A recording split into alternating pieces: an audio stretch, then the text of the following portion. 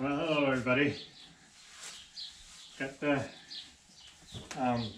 disking all done in the garden, and so today we're going to take Ken here and run the spring truth over it, and then maybe we'll even get some planting done here a little later on. So I wanted to show you a few things that people have asked me about harnessing, so I'm just going to brush him and then I will harness him up. I brush the horses almost every day because they work almost every day, so they get brushed a lot. And if they're clean, I don't really take a lot of time to do a long brushing because I don't need to. If they go outside, of course, they roll in the dirt and then it takes a lot of brushing. But most of the time, it's pretty easy going and I can just do it pretty quick.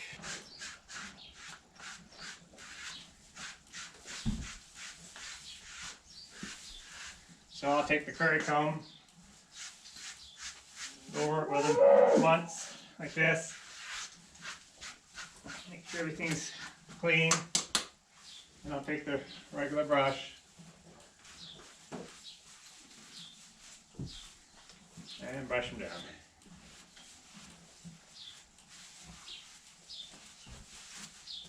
Lots of times I'd take a lot more time than this, but I just don't need to that much today. Now, we'll get the harness on. This is Ken's harness. This is the collar, of course. I have, I run sweat pads with my collars.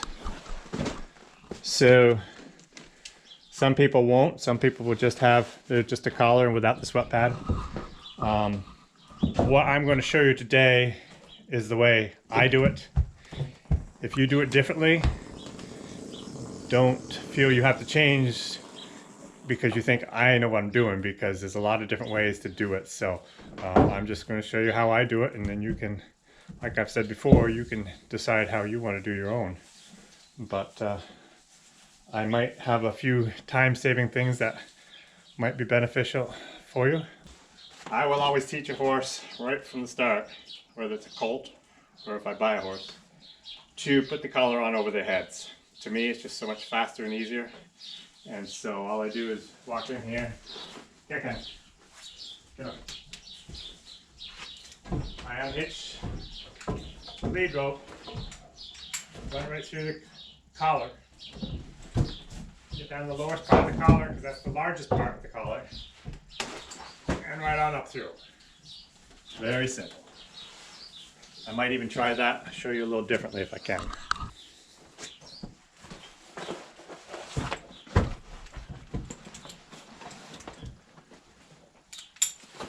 Okay, with the collar, I bring it in here. The widest part of the collar is down below, so as I put it on over the head, I will lift up high on the collar so that widest part goes through the head, over the head. So I unhitch the rope and run it through the collar like that, so they're still hitched this whole time. Grab low in that collar and give him a good shove right up and over. Of course, he's quite used to it, so it goes quite easy. But the other option of doing this is unsnapping all these rings that hold the sweat pad on and unhitching the collar, and it's just a pain in the neck. To me, it's just so much faster and easier doing it this way. So that's what I do. Most of my horses hold their heads up long enough so I can get back there, grab the harness, bring it over, and put it on them. I'm going to turn that and show you how I do that, but Ken lately has been bad. I will run back to get the harness and he'll put his head down. When he does, collar slides up here, and then that will cause trouble, as you may or may not see. But let's see if I can't point this back here and show you how I do the harness. Okay, so what I do with the harness is I will slant the britchin off the hook, put it over my right shoulder, high up as I can. And then I'll take my two hands and grab down low on the hames, flick them right up so the one hame is high and one hame is low, and then I walk right on.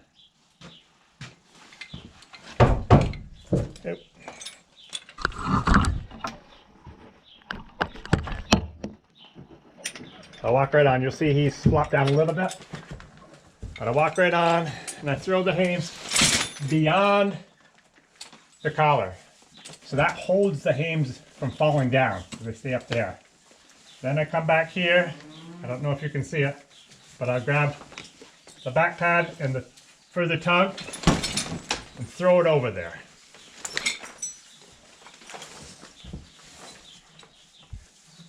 Probably you didn't see that. But, so I threw it over there. The breechin stays on his butt right here high.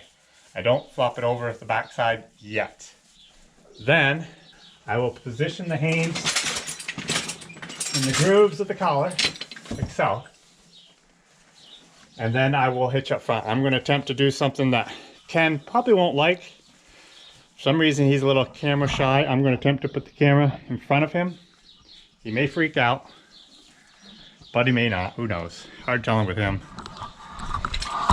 He's the type of horse that I've always said he's actually my most dangerous horse, because he's a deadhead as can be, and yet some things freak him out and he's just a wild man. But anyway, so the hames are in place like this. Then I have a ratchet type of hame fastener.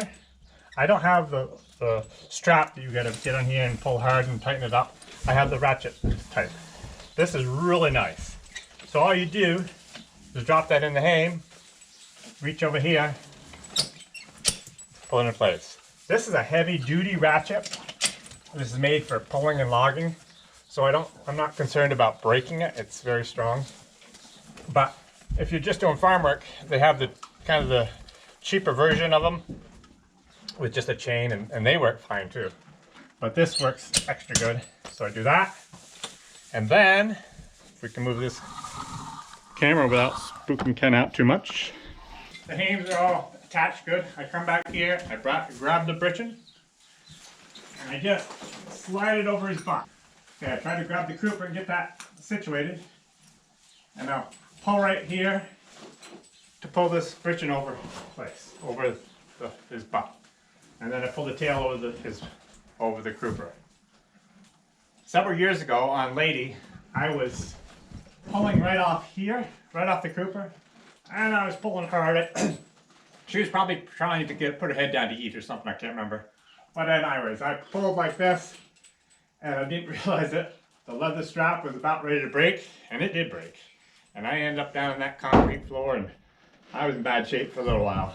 But anyways, so I make it snug here, pick his tail up one more time, flip the crupper around, and buckle it in place. He's still shedding, although mostly shedded, but I'm still getting mouthful of hair every now and then. So then all that's left to do, come up here, grab the belly girth, and hitch it in place. That's it. So now we'll back him out. Since he's going to be working alone today, we'll back him out and get his single lines on him, and then we'll start doing some spring-tooth harrowing in the garden. Okay, here I am with Ken again. The disc is all done. Now I got the spring-tooth harrows. You obviously don't normally use this big of a spring-tooth with one horse. It's really way too much for one horse. But it's just in this tiny little garden spot, and I have it adjusted just about as shallow as I can go. I could disconnect it up here where the long black bar is. If I took that off and put another short bar here, I could just run the one section, which would be much more appropriate for the one horse. And I've actually got some old junk harrows that I would normally use. This is the first time I've ever used this one in the garden, actually. My old ones are a lot smaller. But I think under the circumstances, I think just a couple passes with this big thing and it's all done. So I think that's what we'll do. So let's just try it.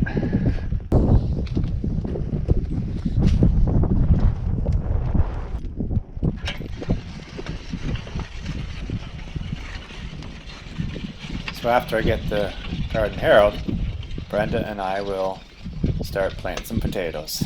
I even made a new piece of equipment you might be interested in seeing. So that's coming up in a few minutes.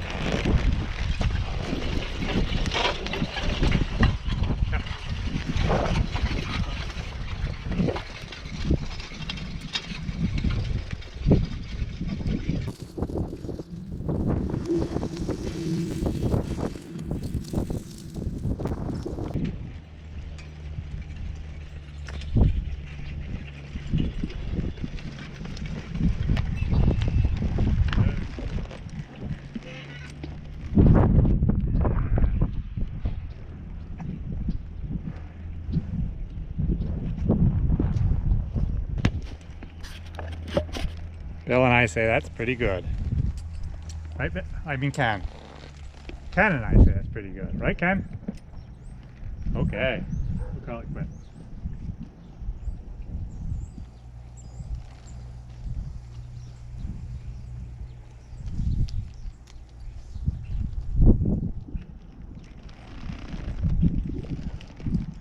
Right there.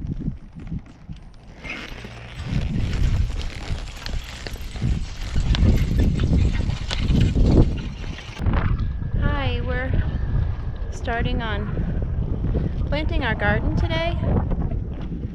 It's a beautiful spring afternoon, and Jim's helping me. He has started making rows.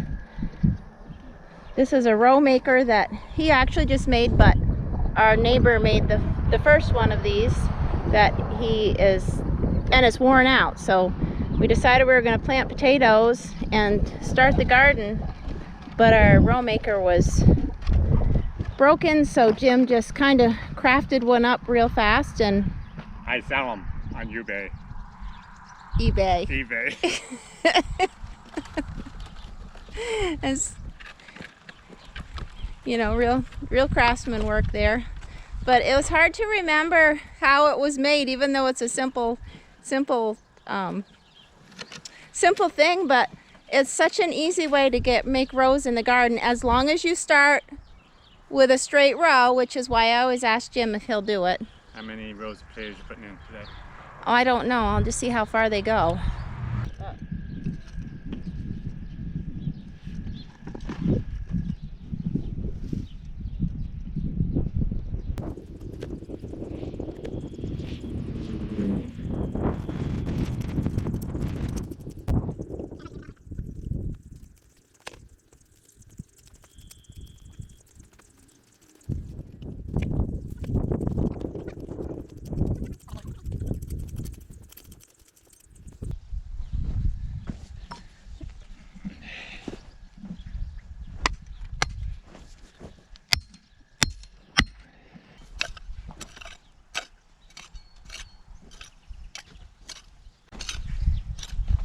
So Jim thinks I planted these a little close, and maybe I did. Sometimes I do that, but we usually have a really pretty good potato crop. We have problems with potato bugs sometimes. We're not experts, but usually things grow pretty well. So we'll just keep doing what we're doing. Usually after these come up, then when Jim cultivates, we'll hoe them up a lot more. And just keep hoeing them up and keep the dirt around them, and then the potatoes grow underneath. Maybe I'll finish this row with potatoes, and I might get some red potatoes too. And put them in here, and then maybe I'll put peas at the end of here, and then I'll do the onion thing I was going to do.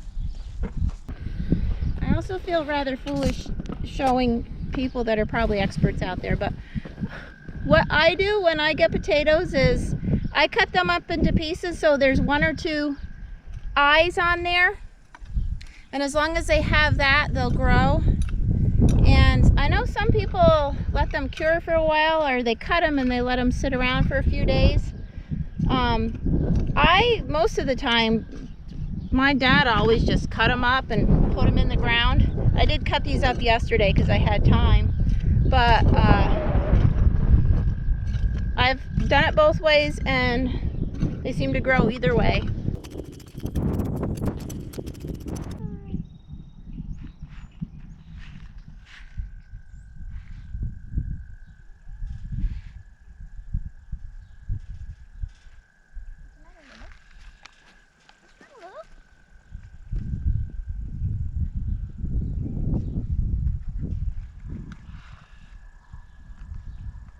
I'm thinking about some people out there that might not be used to gardening and may think that you have to be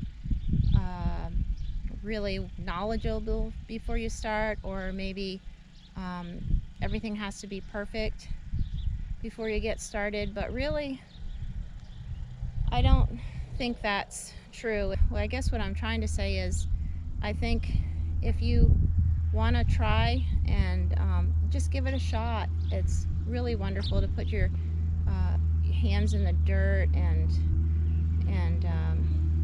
just learn as you go, and that's what you do. And don't give up if things haven't gone well in the past, because there's something really